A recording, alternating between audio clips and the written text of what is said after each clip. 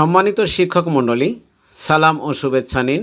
আজ মাসিক বিবরণী নিয়ে কথা বলবো, অর্থাৎ প্রতি মাসে প্রত্যেকটা বিদ্যালয় যে বিবরণী উপজেলা শিক্ষা অফিসে দাখিল করে সেই মাসিক বিবরণী নিয়ে। প্রথমেই শিক্ষকগণের হাজিরা বিবরণী। এখানে সেপ্টেম্বর মাসের বিবরণী তৈরি করা হয়েছে। এই সেপ্টেম্বর মাসে কতগুলো কার্য দিবস এখানে লিখতে হবে, আর স্কুল নম্বর তো গতানুগতিক এখানে লিখতে হয়। এখানে কয়েকটা ইনফরমেশন দেওয়া আছে যেগুলো আগে রিটার্নেও ছিল, মূলত আগে রিটার্নেরই আপডেট ভার্সন এটা। এখানে শিক্ষকের নাম, প্রধান শিক্ষক এইখানে নাম লিখবেন। এরপরে পর্যায়ক্রমে সহকারী শিক্ষকগণের নাম লিখবেন। এবার আগমন, প্রস্থান, স্বাক্ষর, এটা আগে ওইভাবে ছিল। এখানে বিশেষত্বটা হচ্ছে এটাই যে এটা A4 পেজে সেট করা হয়েছে এবং মোট 8 জন শিক্ষকের স্বাক্ষর করা যায় এরকম ফর্ম তৈরি করা হয়েছে। যে সকল বিদ্যালয়ে 8 জনের অধিক শিক্ষক তাদের জন্য আরেকটা পেজ ইউজ করতে হবে। এভাবে 1 তারিখ থেকে 31 তারিখ পর্যন্ত দেওয়া হয়েছে। সবশেষে নৈমিত্তিক ছুটি দেওয়া হয়েছে এই মাসে, অর্থাৎ বিবরণী যে মাসের সেই মাসে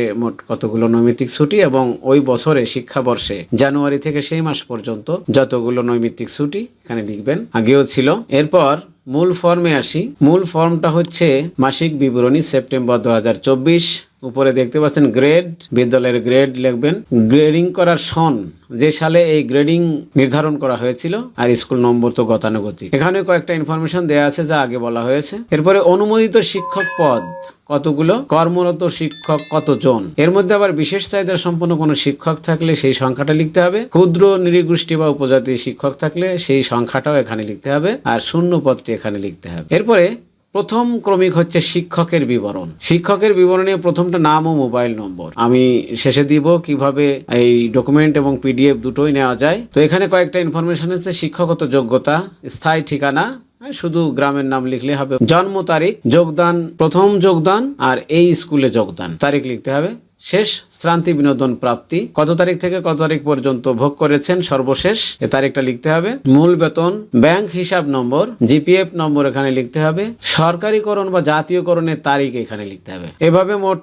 8 জন শিক্ষকের ধারণ ক্ষমতা দিয়ে এই ফর্মটি ডেভেলপ করা হয়েছে। মূল ফর্মটা পোর্ট্রেট ভার্সনে। এরপরে 2 নম্বর ক্রমিকে আছে বিদ্যালয়ের জমি ও ভৌত অবকাঠামো সংক্রান্ত। এখানে আগের ফর্মে যেরকম ছিল তার থেকে কিছু বেশি ইনফরমেশন এখানে দেওয়া হয়েছে, যেটা খুবই প্রয়োজনীয়। এই স্কুলের প্রতিষ্ঠার সন, জাতীয়করণের তারিখ, দলিল নম্বর, অনেক স্কুলে অনেকগুলো দলিল থাকে, এই জন্য ঘর বৃদ্ধি করা হয়েছে। খতিয়ান নম্বর 2-3 খতিয়ানে থাকতে পারে, দাগ নম্বর অনেকগুলো দাগ থাকতে পারে, যার জন্য জায়গা করে দেওয়া হয়েছে। জমির শতাংশ, কোন খতিয়ানে কত শতাংশ এটা লিখতে হবে। ভৌত অবকাঠামোর মধ্যে ভবন, ওয়াশ ব্লক, টয়লেট, এই সবগুলোর তথ্য লিখতে হবে। আর যে ইনফরমেশন গুলো এখানে চাওয়া হয়েছে এগুলো পূর্বেও ছিল। এরপরে 3 নম্বর ক্রমিক আছে বিভিন্ন কমিটি, সমাবেশ, র্যালি ইত্যাদির তথ্য।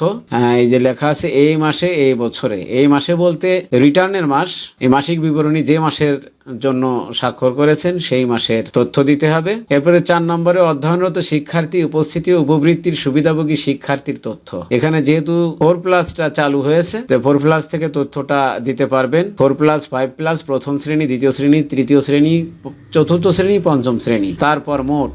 এরপর শিশু জরিপ ও ভর্তি সংক্রান্ত তথ্য এখানে 3+ থেকে দেওয়া হয়েছে, কারণ 4+এ ভর্তি হতে হলে, বইয়ের চাহিদা দিতে হলে 3+এর জরিপটা প্রয়োজন, এই জন্য 3+। আর এগুলো তো গতানুগতিক ছিলই, 5+ থেকে ছিল। এখানে নতুন অন্য কোনো নতুন তথ্য দেওয়া হয়নি। এরপরে 6 নম্বর ক্রমিকে গত বার্ষিক পরীক্ষার ফলাফল, পুনরাবৃত্তি ও নতুন ভর্তির তথ্য।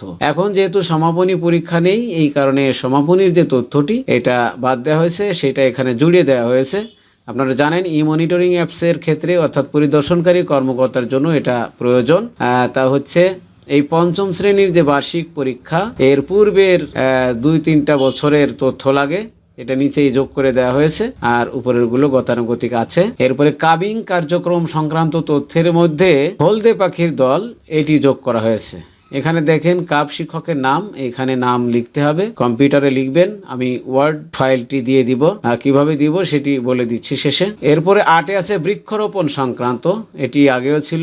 9-এ আসবাবপত্র ও অন্যান্য তথ্য, এখানেও আগের মতো দেওয়া হয়েছে, কয়েকটা নতুন ইনফরমেশন চাওয়া হয়েছে। এরপরে ঝরে পড়ার তথ্য, যেটা প্রায়শই চাওয়া হয়। ভর্তিকৃত শিক্ষার্থীর সংখ্যা 2019, যেহেতু 2024 সালের এই সেপ্টেম্বর মাসের রিটার্ন ফর্ম, এই কারণে 19 থেকে শুরু করতে করতে হবে।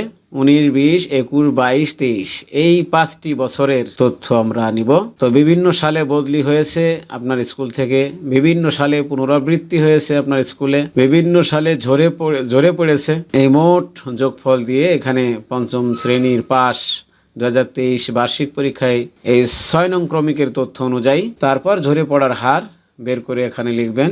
সবশেষে আইসিটি তথ্য যেটা প্রায়শই চাওয়া হয় সেটা এখানে দেওয়া হয়েছে। ল্যাপটপ কতগুলো সংখ্যা দিতে হবে এখানে লিখবেন কতগুলো, প্রজেক্টর কতগুলো এখানে লিখবেন, রাউটার কতগুলো এখানে বা আছে কি না, 0, 1, 2, 3 এভাবে লিখতে হবে আর কি সংখ্যায়।